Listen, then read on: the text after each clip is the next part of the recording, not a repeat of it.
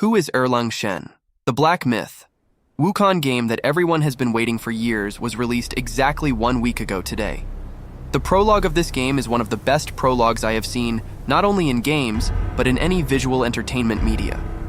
In this prologue, we are shown Wukong trying to invade heaven. Not that everyone knows. The reason why this prologue is so special is the person who fights with Wukong. If you know about the legend of Wukong, you can understand his specialty and the impact of putting him in the prologue. His name is Erlang. We can see this god Erlang in different ways, like in several Mahayana traditions. According to Chinese literature, his god name is Erlang Shen. So that anyone can understand him easily, I will call him Archangel Michael in Chinese mythology. He is the most powerful member of the Chinese god army. Also, this Erlang is the only god who is equal to Wukong in power and strength, but he is not a complete god. The way he attained divinity can be compared to Hercules in Greek mythology. You may have seen in the Black Myth prologue, when he mentions the board of gods, he does not mention we anywhere. He is referred to as they in God's congregations, and he is speaking as a separate individual. Even if this is insignificant for an average gamer, there is a reason why he calls God board separately, and him separately. Although he is a member of the Diva board, he does not really like the Diva board, especially because of the disrespectful behavior of the church. Although he respected the Jade Empire's words, he never followed the Jade Empire blindly, and he agrees to an order of the Jade Emperor only if he can see that the order is right. The reason for his opposition to this Diva board is the history between the Diva board and his mother. Erlang Shen has several origins in Chinese literature and novels. Most of those origins call him Yang Jian. According to the literary work Erlang Baojuan and the novel Journey to the West, his mother is Princess Yao Jin, sister of the Jade Emperor. Even though she is a goddess, she chooses to marry a lowly man named Yang Tianyu.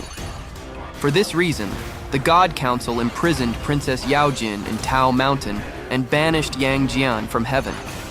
However, after Yang Jian reaches his youth, he learns various techniques like Wukong and becomes powerful enough to save his mother. So he somehow split the Tao Mountain with a big axe and freed his mother. This is the axe in Erlang's hand when the 4 god kings attacked Wukong. Enraged by Erlang for saving Princess Yaojin, the God Council tries to punish him. But God's army could not match Erlang's power.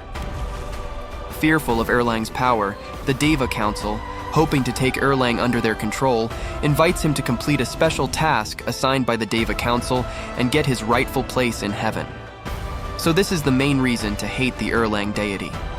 Although Erlang regards Wukong as his enemy, he respects Wukong for openly opposing the unjust and brutal rule of the God Council for the freedom of himself and his people.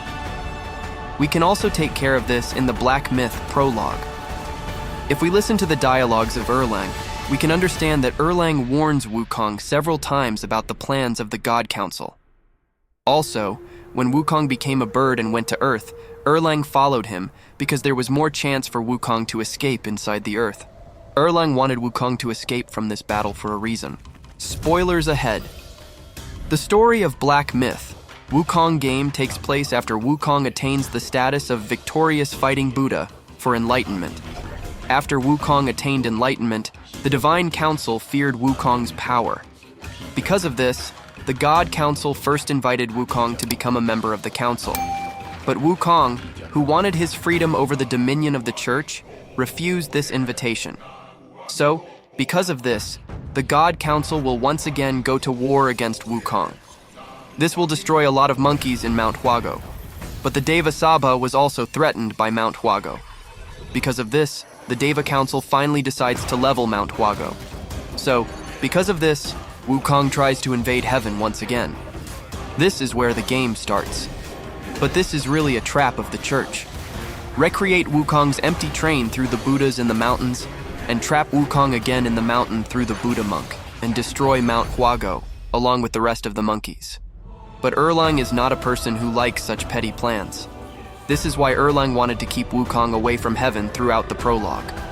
But Wukong will be destroyed by Erlang, right? Actually, I think this is something that Erlang didn't know about. Because Wukong will not be harmed by being attacked by Erlang's weapon. Because Wukong is not vulnerable to any divine or hellish weapon. Because Erlang knows this, Wukong is attacked on Earth. But this time, the God Council manages to put the headgear back on Wukong's pipes. At once, Wukong's powers were weakened as the head returned to the tube. This is why Wukong is destroyed by Erlang's blow. This is how Wukong was captured by the Divine Council in the original invasion as well. Wukong is said to be destroyed, but not really dead, because Wukong cannot be killed. Instead, Wukong splits into 6 parts. The narrator of the story says that this is a trick used by Wukong to hide. One of these 6 parts is our character in the game. That is Wukong's mind. In this clash, Wukong's mind leaves his body and comes down in another form. The core plot of the game is that the second Wukong created in that way will gather the other 5 parts and become Wukong again. Wukong's mindless body is the main boss and the last part. It is because of this plot line that the game becomes Black Myth. One of Erlang's main powers is called 9 Turns Divine Skill. Because of this power, Wukong and Erlang are invincible to any weapons, even weapons that can kill immortals, and magic, most of them.